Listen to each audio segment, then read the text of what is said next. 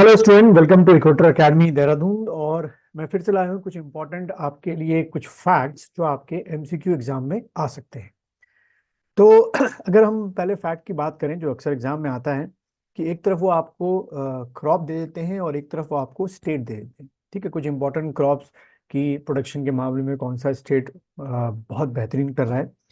तो अगर हम बात करें शुगर केन की, तो शुगर केन के मामले में यूपी जो है वो बहुत अच्छे प्रोडक्शन के लेवल पे काम कर रहा है। और यहाँ से एक और कह सकते हो कि एडिशनल फैक्ट है जो आपके एग्जाम में काम आ सकता है कि अगर क्रॉप वाइज पूछा जाए कि सबसे ज्यादा पानी जो है किस क्रॉप में यूज किया जाता है, तो आपने टिक करके आना है शुगर केन, ना कि राइस। राइस में क्या होता है कि बाढ़ बना दी जाती है, पानी को भर दिया जाता है। और शुगर केन में बाढ़ नहीं बनाई जाती है, चारों ओर पानी लगातार उसमें उसकी फील्ड में डाला जाता है। तो सबसे ज्यादा पानी अगर यूज किया जाता है तो वो शुगर केन में यूज किया जाता है। उसके बाद आप जो है राइस टिक करके आ सकते हैं।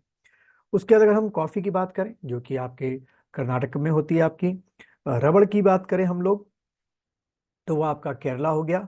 और अगर हम टोबैको की बात करें तो वो आपका क्या हो गया, आंध्र प्रदेश हो गया। अगर आंध्र प्रदेश नहीं लिखा होगा तो फिर आपने क्या टिक करके आना है, गुजरात को टिक करके आना है। गुजरात आपसे पूछा जा सकता है। ठीक है, ये क्वेश्चन कई बार पूछे जाते हैं। फिर अगर हम बात करें कि ड्राई फार्मिंग के लिए सबसे अच्छी क्रॉप कौन सी होती है जिसमें पानी बहुत कम यूज होता है, तब उस हालात में जो है आप मिलेट जो है वो टिक करके आएंगे।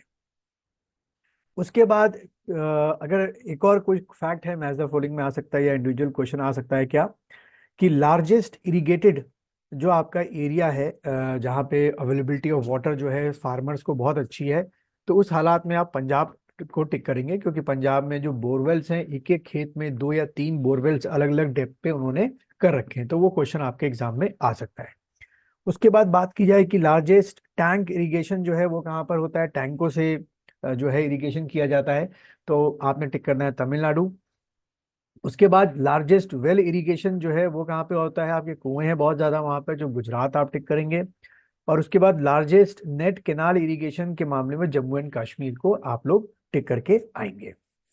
फिर एक क्वेश्चन आता है कि हमारे आउट ऑफ 28 स्टेट सबसे ज्यादा जो किसका आपके सिल्क का प्रोडक्शन होता है वो किस स्टेट में आपका होता है, तो आपने टिक करना है कर्नाटका। ठीक है, कर्नाटका में अच्छा खासा जो है सिल्क का प्रोडक्शन होता है। फिर वहाँ पे साड़ियाँ से रिलेटेड जो जितनी भी इंडस्ट्रीज हैं वो बहुत ज्यादा आपकी फैली हुई हैं।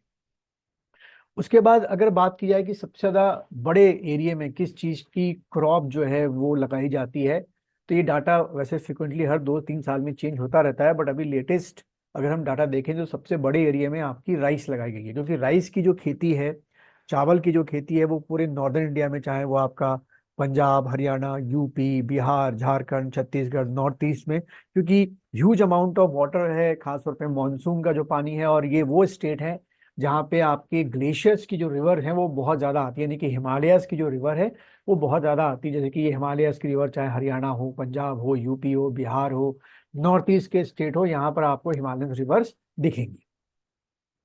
उसके बाद एक क्वेश्चन क्या आ सकता है कि जो largest producer of black pepper है, ठीक है, वो कौन सा स्टेट है, तब आपने केरला टिक करके आना है। ठीक है, तो ये कुछ इंपॉर्टेंट फैक्ट्स हैं जो अक्सर आपके एग्जाम में आते हैं।